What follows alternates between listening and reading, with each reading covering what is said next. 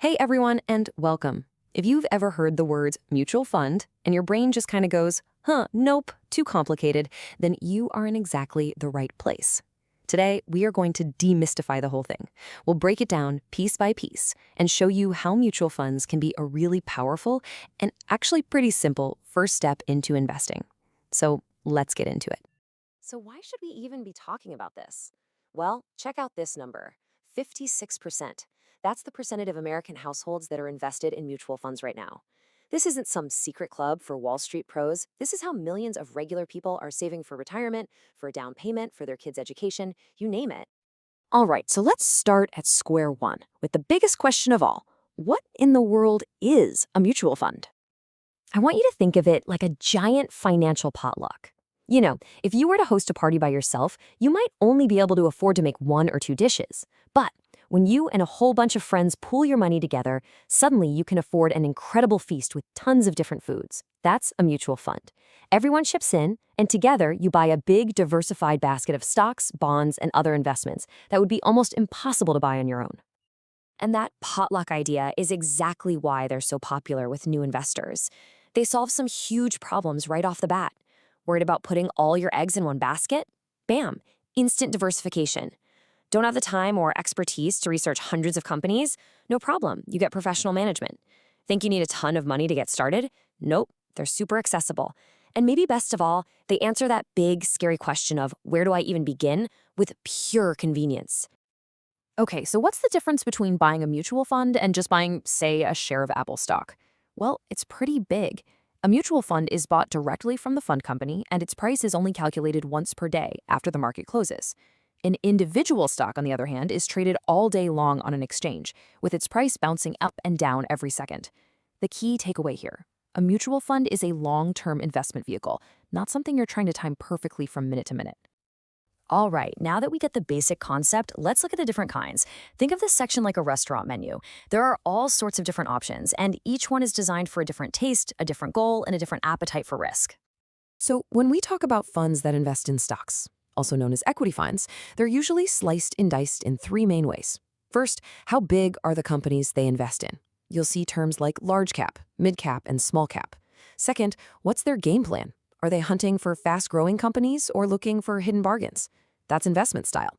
And third, where are these companies? Are they here in the US or are they international? Let's dig into that style idea for a second, because it's a big one. On one side, you have growth funds. These guys are betting on the sprinters, companies they think are going to grow way faster than everybody else. On the other side, you have value funds. They're more like bargain hunters, looking for solid, established companies that they believe the market is unfairly ignoring. It's a real difference in philosophy, betting on future rock stars versus betting on seasoned pros who are just having a slow day. And that menu has a lot more than just stock funds. If you want something more stable that can provide some regular income, you've got bond funds. If you just want a simple all-in-one portfolio, you can look at balanced funds.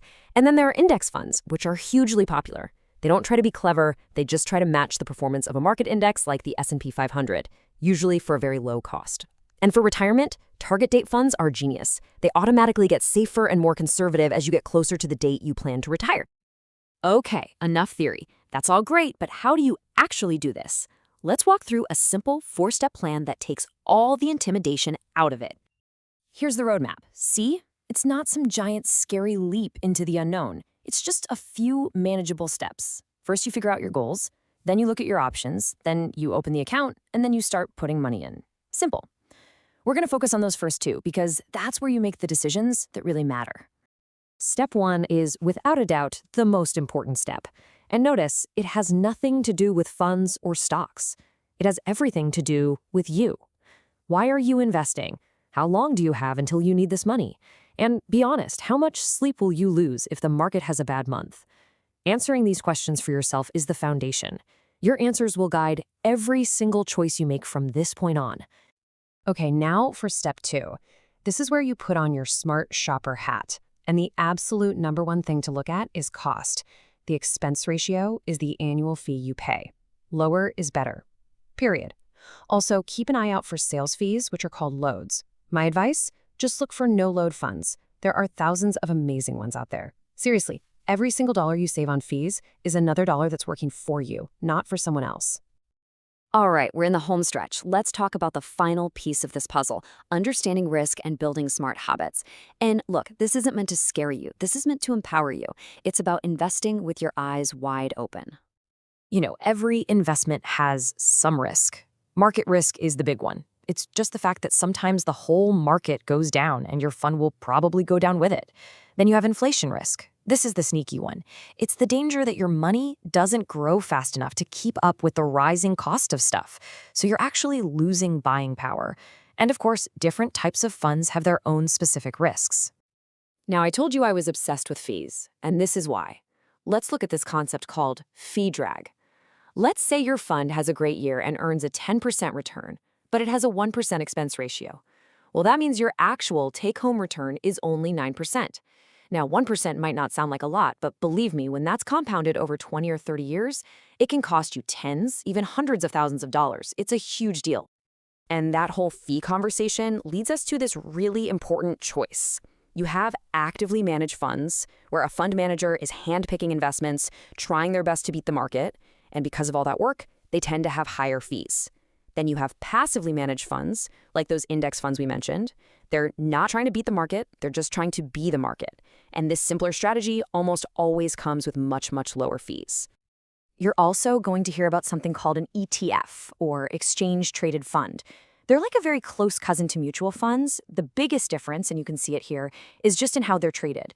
With a mutual fund, you place your order and it gets filled at one price at the end of the day. An ETF trades all day long on a stock exchange, just like an individual stock does.